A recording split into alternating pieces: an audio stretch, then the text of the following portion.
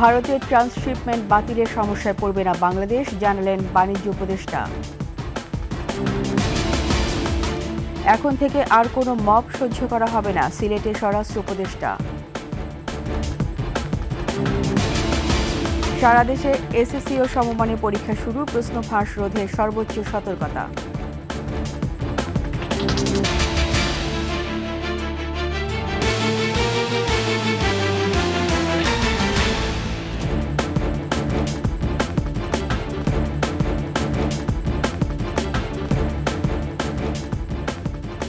শুনছিলেন সংবাদ শিরোনাম। আমন্ত্রণ ২১ দেশের সংবাদের সাথে আছি রীতা চৌধুরী। দর্শক, ২১ টেলিভিশনের সংবাদ একই সাথে সরাসরি দেখতে পাবেন আমাদের ফেসবুক পেজ www.facebook.com/2124, অনলাইনে সাবস্ক্রাইব করতে পারেন www.youtube.com/@21TV চ্যানেলে। ভারতের ট্রান্সশিপমেন্ট বাতিলে যাতে রপ্তানি ও বাণিজ্যে কোনো ধরনের সমস্যা না হয় সেদিক বিবেচনা করে দ্রুত তৃতীয় দেশগুলোতে সরাসরি পণ্য রপ্তানি দিকে যাচ্ছে সরকার। সচিবালয়ের সাংবাদিকদের একথা জানান বাণিজ্য উপদেষ্টা। যুক্তরাষ্ট্রে বাড়তি শুল্ক স্থগিত বাংলাদেশের জন্য ভালো খবর, যা বাণিজ্যের স্থিতিশীলতা ফিরিয়ে আনবে বলেও মনে করেন উপদেষ্টা। আর এতে দেশ দুটির মধ্যে বাণিজ্য ঘাটতি কমাসহ শুল্ক সংকট সমাধান হবে। সচিবালয়ের সাংবাদিকদের প্রশ্নের জবাবে উপদেষ্টা তাৎক্ষণিক এসব কথা জানান। প্রতিবেশী ভারতের হঠাৎ ট্রান্সশিপমেন্ট বাতিলের পরপরই সিভিল এভিয়েশন সহ সংশ্লিষ্ট দপ্তরগুলোর সঙ্গে বৈঠক করেছে বাণিজ্য মন্ত্রণালয়।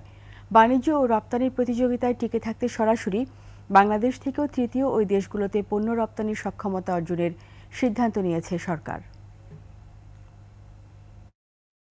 আমাদের মোরলেস অ্যাবাউট 40 থেকে 50 হাজার টন মতো মেটেরিয়াল বাই রোডে এখান থেকে ভারতের বিভিন্ন পোর্ট, বিশেষত দিল্লি, কলকাতা এবং ব্যাঙ্গালোর কিছু এই পোর্টের মাধ্যমে আমাদের রপ্তানি হতো। আমরা আশা করি যে এই মেটেরিয়ালটা আমরা নিজেরাই ক্যারি করার সক্ষমতা বৃদ্ধির মাধ্যমে আমাদের এই সমস্যার অতি দ্রুত সমাধান করব। আমাদের যে প্রতিবন্ধকতাগুলো আছে সেগুলো কিছু কাঠামোগত, কিছু খরচের দিক দিয়ে আমরা এই সকল জিনিসকে সমন্বয় করে আমাদের সক্ষমতা বৃদ্ধি করব। ভারতের বন্দর ব্যবহার করে বাংলাদেশ থেকে তৃতীয় কোনো দেশে রপ্তানি পণ্যের ট্রান্সশিপমেন্ট সুবিধা বাতিল করার পর এই প্রথম 4 ট্রাক পণ্য ফেরত পাঠিয়েছে পেট্রাপোল বন্দর কর্তৃপক্ষ। ট্রান্সশিপমেন্ট সুবিধা বাতিল করার পর বুধবার সন্ধ্যায় ভারতের পেট্রাপোল বন্দর গেট থেকে 4টি রপ্তানি পণ্যবাহী ট্রাক ফেরত পাঠানো হয়। এরপর থেকে আর কোনো পণ্যবাহী ট্রাক পেট্রাপোল বন্দরে যায়নি।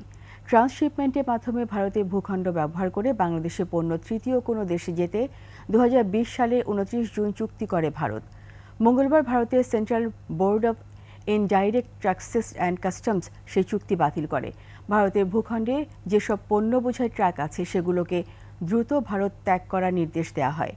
এছাড়া নতুন করে কোনো পণ্যের চালান ট্রান্সশিপমেন্ট সুবিধা পাবে না বলেও জানায় পেট্রাপোল।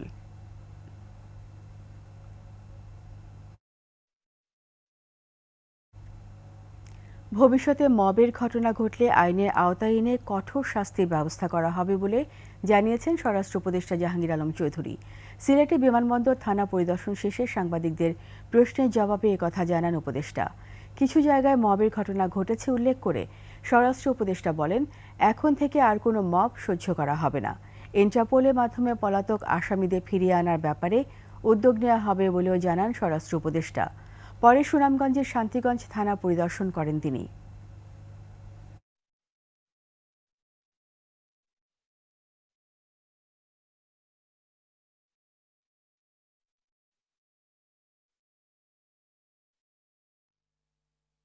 সিলেটে যে ঘটনাটা ঘটছে তাদের কিন্তু আইনের আওতায় নিয়ে আসা হয়েছে, অনেকেরই কিন্তু ধরে ফেলা হয়েছে। এখানে কিন্তু কোনো কাউরে বাস করা হয় না। যে অন্যায় করছে তারই আমরা আইন যেন কেউ নিজের হাতে তুলে না। আইন প্রয়োগ করার যারা তাদের হাতে তাদের। সারা দেশে প্রথম দিনের পরীক্ষার মাধ্যমে শান্তিপূর্ণভাবে শুরু হয়েছে সকল শিক্ষা বোর্ডের এসএসসি ও সমমানের পরীক্ষা। প্রশ্নপত্র ফাঁস ও অনিয়ম রোধে ব্যবস্থা নিয়েছে শিক্ষা বোর্ডগুলো। প্রতিনিধিদের তথ্যচিত্রে ডেস্ক রিপোর্ট। বাংলা ও সহজ বাংলা প্রথম পত্রের মাধ্যমে সকাল 10টায় শুরু হয় পরীক্ষা।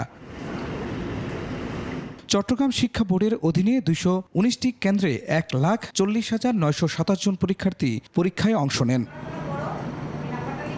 রাজশাহীতে ৮ জেলার ২৬৯টি কেন্দ্রে পরীক্ষায় অংশ নেন ১,৮১,৯০৪ জন পরীক্ষার্থী। পরীক্ষা সুষ্ঠুভাবে শেষ করতে সব প্রস্তুতি নিয়েছে শিক্ষা বোর্ড। সকলেই সুষ্ঠুভাবে পরীক্ষা গ্রহণের জন্য অঙ্গীকারাবদ্ধ এবং সবার চেষ্টায় ইনশাআল্লাহ সফলভাবে সুন্দর হবে আমাদের এই এসএসসি পরীক্ষা 2025। দিনাজপুর বোর্ডের অধীনে রংপুর বিভাগে ৮ জেলায় পরীক্ষা কেন্দ্র ২৮০টি, পরীক্ষার্থী ১,৮২,৪১০ জন। আমাদের প্রিপারেশন ভালো আছে, পরীক্ষার প্রস্তুতি ভালোই আছে। যশোর শিক্ষা বোর্ডে গতবারের তুলনায় এবছর পরীক্ষার্থীর সংখ্যা কমেছে। এবছর পরীক্ষার্থী ১,৪১,০৬৪ জন, এর মধ্যে বিশেষ চাহিদা সম্পন্ন ১০৯ জন। পরীক্ষা সুন্দরভাবেই অনুষ্ঠিত হচ্ছে, কোথাও কোনো অপ্রীতিকর ঘটনা ঘটেনি। ময়মনসিংহ শিক্ষা বোর্ডের ৪ জেলায় পরীক্ষার কেন্দ্র ১৫৬টি। অংশ নেন বিজ্ঞান, মানবিক ও ব্যবসায় শিক্ষা বিভাগের ১,০৬,৯৭২ জন শিক্ষার্থী। শান্তিপূর্ণ ও নকলমুক্ত পরিবেশে পরীক্ষা সম্পন্ন করার সব প্রস্তুতি নিয়েছে শিক্ষা বোর্ড। শান্তিপূর্ণভাবে শেষ হয়েছে কুমিল্লা বোর্ডের সবকটি কেন্দ্রের প্রথম দিনের পরীক্ষা। এবার এ বোর্ডে ৬ জেলায় ২৭৩টি কেন্দ্রে অংশ নিয়েছেন ১,৬৯,৬৮০ জন শিক্ষার্থী। আমাদের মাধ্যমিক ও উচ্চশিক্ষা বিভাগের শিক্ষা মন্ত্রণালয় থেকে যে নির্দেশনা দেওয়া হয়েছে আমরা সেটি বাস্তবায়ন করেছি। আমাদের প্রত্যেকটা কেন্দ্রে নির্বাহী ম্যাজিস্ট্রেট দায়িত্বরত রয়েছে। এদিকে সকাল থেকে বৃষ্টির কবলে পড়েন ঠাকুরগাঁয়ের পরীক্ষার্থীরা, তবে সবার অংশগ্রহণে শেষ হয় প্রথম দিনের পরীক্ষা। খুরশিদ আলম, ডেস্ক রিপোর্ট, ২১শে টেলিভিশন। ফরিদপুরে ৮ দফা দাবিতে ক্লাস পরীক্ষা বর্জন করে অবস্থান কর্মসূচি সহ অধ্যক্ষের রুমে তালা ঝুলিয়ে বিক্ষোভ করেছেন কৃষি ইনস্টিটিউটের শিক্ষার্থীরা। সকালে শহরতলি গঙ্গাবর্দিতে কৃষি প্রশিক্ষণ ইনস্টিটিউট চত্বরে অবস্থান করে বিক্ষোভ কর্মসূচি পালন করেন তারা। পরে অধ্যক্ষ রুমে তালা ঝুলিয়ে দেন শিক্ষার্থীরা। ডিপ্লোমা কৃষিবিদদের পাবলিক বিশ্ববিদ্যালয়ে উচ্চশিক্ষার সুযোগ, উপসহকারী কৃষি কর্মকর্তাকে দ্বিতীয় শ্রেণী কর্মকর্তা হিসাবে প্রজ্ঞাপন জারি এবং প্রতি বছর নিয়োগের ব্যবস্থা করা সহ ৮ দফা জানান আন্দোলনকারীরা।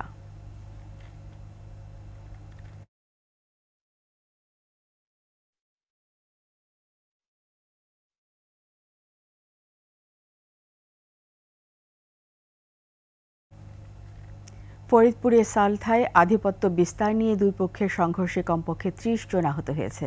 এ সময় দোকানপাট ভাঙচুর ও লুটপাটের ঘটনা ঘটে। পুলিশ জানায় এলাকার নুরু মাতব্বর ও জাহিদ মাতব্বর গ্রুপের মধ্যে আগে থেকে বিরোধ ছিল।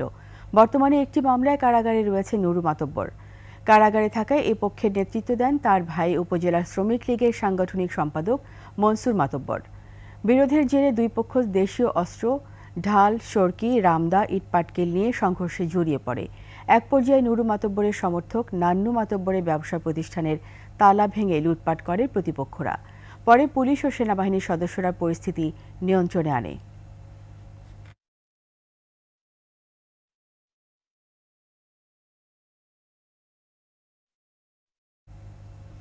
সুন্দরবনে দুর্ধর্ষ ডাকাত করিম শরীফ বাহিনীর হাতে অপহৃত ৬ জন নারীসহ ৩৩ জন জেলেকে উদ্ধার করেছে কোস্টগার্ড। সকালে কোস্টগার্ড মিডিয়া কর্মকর্তা লেফটেন্যান্ট কমান্ডার সিয়ামুল হক আরও জানান, করিম শরীফ বাহিনী তাদের আস্তানার ১৬টি নৌকাসহ ৩৩ জন জেলেকে জিম্মি করে রাখে। পরে গোপন সংবাদে বুধবার সন্ধ্যায় করকরি নদীর মাল্লাখালী এলাকায় অভিযান চালায় কোস্টগার্ড। উপস্থিতি টের পেয়ে ডাকাত দল গুলি ছুড়ে পালিয়ে যায়। পরে অপহৃতদের উদ্ধার করা হয়। গত ৯ এপ্রিল ডাকাত করিম শরীফ বাহিনী তাদের জিম্মি করে মুক্তিপণ দাবি করে।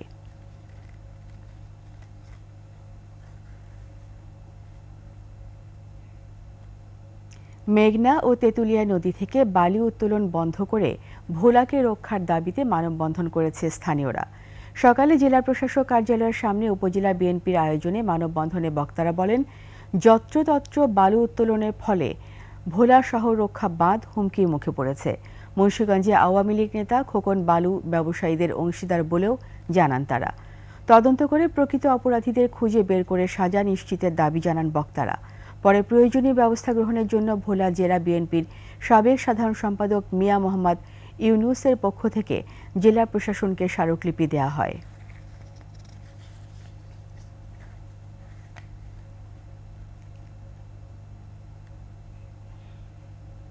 জনপ্রিয় হয়ে উঠেছে নদীতে ও খালে খাঁচায় মাছ চাষ পদ্ধতি। কম পুঁজিতে বেশি লাভজনক হওয়ায় ভাসমান এই পদ্ধতিতে মাছ চাষে আগ্রহী হচ্ছেন ভোলার চাষিরা। এতে বেকারত্ব কমায়, পাশাপাশি বৃদ্ধি পাচ্ছে মৎস্য উৎপাদন। ভোলা প্রতিনিধি মেজবাউদ্দিন শিপুর তথ্যচিত্রে ডেস্ক রিপোর্ট। নদীতে ভাসছে নেট দিয়ে তৈরি খাঁচা, তাতে লাফাচ্ছে হাজার হাজার মাছ। এমন দৃশ্য চোখে পড়বে ভোলার চরশ্যামাইয়া, ভেদুরিয়া, ভেলুমিয়া, ধনিয়া সহ ৭ উপজেলার নদী ও খালের মুক্ত জলাশয়ে। জিআই পাইপ, ড্রাম আর নেট দিয়ে তৈরি করা হয় খাঁচা। একটি খাঁচা তৈরিতে খরচ ১০ থেকে ১২,০০০ টাকা। প্রতিটি খাঁচায় মাছ চাষ করা হয় ১,০০০-এর মতো। নদীর জোয়ার ভাটার পানিতে বেড়ে ওঠা খাঁচার মাছে যেমন খাবার কম লাগছে, তেমনি স্বাদও নদীর মাছের মতো। খাঁচার মাছটা কোনো লস নেই, আর এই মাছটা বাজার সাইড অনেক ভালো, খাইতে সুস্বাদু। জোয়ার ভাটার পানির কারণে আমরা অনেক ভালোভাবে মাছ চাষ করতে পারতেছি। আমাদের ওই মেডিসিনের খরচটা আমাদের বাঁচে থাকে। পদ্ধতিটা ভালো লাগছে। আমি এলাকায় যাইয়া নিজেও এই প্রকল্প করে স্বাবলম্বী হওয়ার চেষ্টা করব। বেটার গুলো এইভাবে খাঁচার ভিতরে মনে করেন মাছ চাষ করে খাইতে পারলে খুবই ভালো হয়। খাঁচা বানানো, মাছের পোনা উৎপাদন বিষয়ে প্রশিক্ষণ দিচ্ছে গ্রামীণ উন্নয়ন সংস্থা ও জেলা মৎস্য বিভাগ। তাদের সাথে আমরা নির্বাচন করে ওদেরকে ট্রেনিং দিয়ে থাকি। ট্রেনিং দিয়ে কিভাবে মাছ চাষ করতে হবে সেই বিষয়ে আমরা ধারণা দিই, আর আমরা হাতে কলমে আমরা শিখিয়ে দিই। ভাসমান খাঁচায় মাছ চাষ করে প্রতি 3 মাস পর পরে প্রতি খাঁচা থেকে প্রায় 10 থেকে 15,000 টাকা করে লাভ করতেছে। তরুণ উদ্যোক্তা যারা আছে তাদেরকে কিন্তু মাছ চাষ অন্তর্ভুক্ত করা যাবে এবং মাছের উৎপাদনও বাড়বে। তো আমরা সেই লক্ষ্যে কাজ করছি। আশা করি এইখানে খাঁচার মাছ চাষ সম্প্রসারণ হবে। এসব খাঁচায় চাষ করা হচ্ছে মনোসেক্স জাতের তেলাপিয়া, সরপুঁটি ও কার্প জাতীয় মাছ।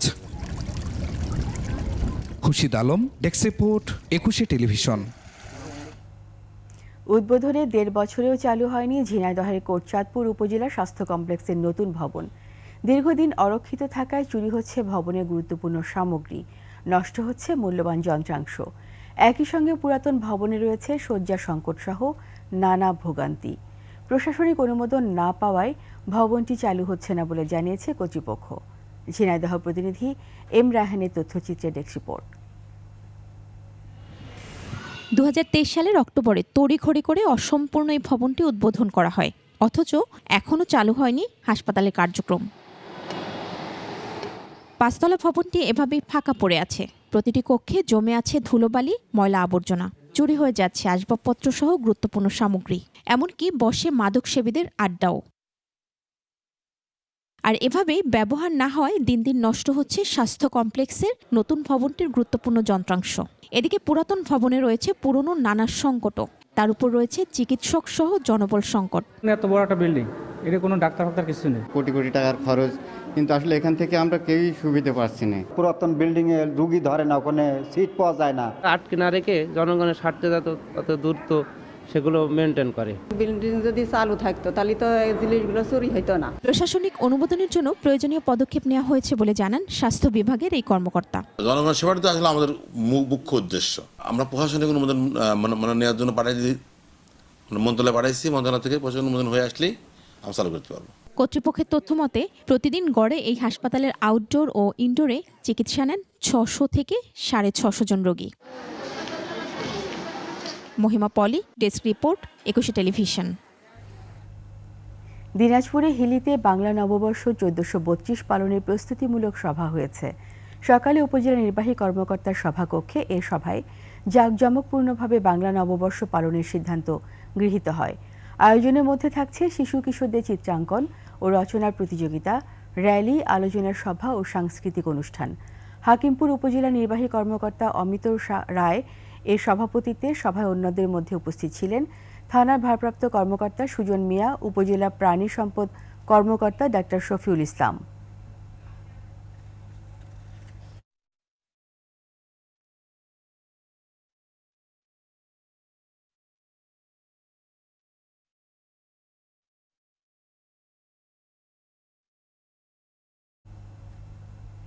মতুয়া সম্প্রদায়ের মিলন মেলায় পরিণত হয়েছে বাগেরহাটের মোরেলগঞ্জের লক্ষ্মীখালী এলাকা। ভক্ত দর্শনার্থীদের পদচারণায় মুখরিত বারুণী স্নান ও ধর্মীয় মাতুয়া মেলা। পুণ্য স্নানের মাধ্যমে পাপমোচনে আশা করছেন ভক্তরা। সকল সম্প্রদায়ের সম্মিলিত প্রচেষ্টায় মোতায়েন রয়েছে প্রশাসনিক নিরাপত্তা। বাগেরহাট প্রতিনিধি HM মইনুল ইসলামের তথ্য ছবিতে দেখুন ডেস্ক রিপোর্ট। সকাল থেকে দেশের বিভিন্ন স্থান থেকে ঢাক ঢোল বাজিয়ে মাতুয়া সম্প্রদায়ের পতাকা উড়িয়ে দলে দলে ভক্তরা আসেন আশ্রমে। পুণ্য স্নানের পাশাপাশি কীর্তন গান, ধর্মীয় আলোচনা সহ প্রার্থনায় অংশ নেন ভক্ত অনুসারীরা। ধর্মীয় রীতি অনুযায়ী গতরাত 12টায় আশ্রমের সামনে থাকা পুকুরে গোসল শুরু হয়। আজ রাত 1:39 পর্যন্ত পর্যায়ক্রমে চলবে এ গোসল। মানুষের সেবার অংশ হিসেবে ভক্ত দর্শনার্থীদের খাবার আয়োজন করেন আশ্রম কর্তৃপক্ষ। এছাড়া বারণ ইচ্ছা নামে আগে একে অপরের সাথে কোলাকুলি ও কুশল বিনিময় করেন। পুণ্যস্নান ও মানব সেবায় ঈশ্বরের সান্নিধ্য পাবেন বলে জানান ভক্ত অনুসারীরা। এটা আসলে আমার মনের টানে এসেছে, যে যার মনের বাসনা নিয়ে ঠাকুরের কাছে প্রার্থনা করে আমাদের যেটা সুন্দর হয় আমরা প্রতি বছর আসি। মনের একটা তৃপ্তি আমরা পাই, যেটা আমাদের পবিত্রতা আনে। মেলা উপলক্ষে ব্যবসায়ীরাও বসেছেন বিভিন্ন পণ্যের পসরা সাজিয়ে। মেলায় শুধু বাংলাদেশ নয়, এসেছেন পার্শ্ববর্তী দেশ ভারত ও ভুটান থেকেও ভক্তরা। এই মেলায় বিভিন্ন দেশের, ভারতের থেকে 2-3টা দল এসেছে, হরশেষাদুর নেতৃত্বে এখানে দল এসেছে এবং এখানে গত বছরের তুলনায় অসীম আগ্রহ উদ্দীপনা নিয়ে অনেক লোক হয়েছে। সকল সম্প্রদায়ের মেলবন্ধনে সাম্প্রদায়িক সম্প্রীতির অনন্য দৃষ্টান্ত হয়ে থাকবে এই মেলা। আমাদের এই উৎসব একটি অসাম্প্রদায়িক বাতাবরণে প্রতি বছরই অনুষ্ঠিত। এই অনুষ্ঠানটিকে উদযাপন করার জন্য বাংলাদেশ সেনাবাহিনীর পক্ষ থেকে বিশেষ ব্যবস্থা রাখা হয়েছে। সারা বাংলাদেশ থেকে ভক্তবৃন্দরা হরিনাম প্রেমের প্লাবনে বেশে শ্রীরাম লক্ষ্মীখালীতে উপনীত হয়েছে এবং লক্ষ্মীখালীতে তারা নির্বিঘ্নে প্রবেশ করতে পেরেছে। পূর্ণব্রহ্ম শ্রী শ্রী হরিগুরু চাঁদ ঠাকুরের জন্মজয়ন্তী স্মরণে 103তম মাতুয়া মেলা ও বারুণী স্নানোৎসব প্রতি বছর আয়োজন করেন ভক্ত অনুসারীরা। মহিমা পলি, ডেস্ক রিপোর্ট, 21 টেলিভিশন। এরই সাথে শেষ করছি 21 দেশের সংবাদ।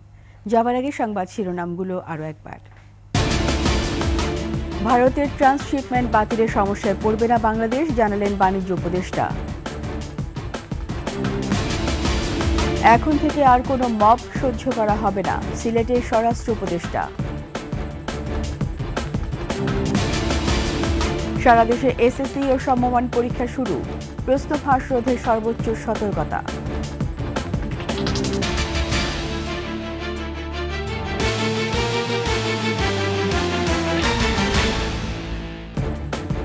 সবশেষ সংবাদ জানতে ডায়াল করুন 2021 নম্বরে, আর ভিজিট করুন 21-tv.com ওয়েবসাইটে।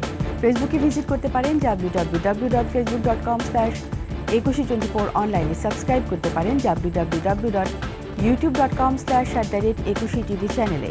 এতক্ষণ সঙ্গে থাকার জন্য ধন্যবাদ সবাইকে। পরবর্তী সংবাদ সন্ধ্যা 7টায় দেখার আমন্ত্রণ রইল। 21-এর সাথেই থাকুন।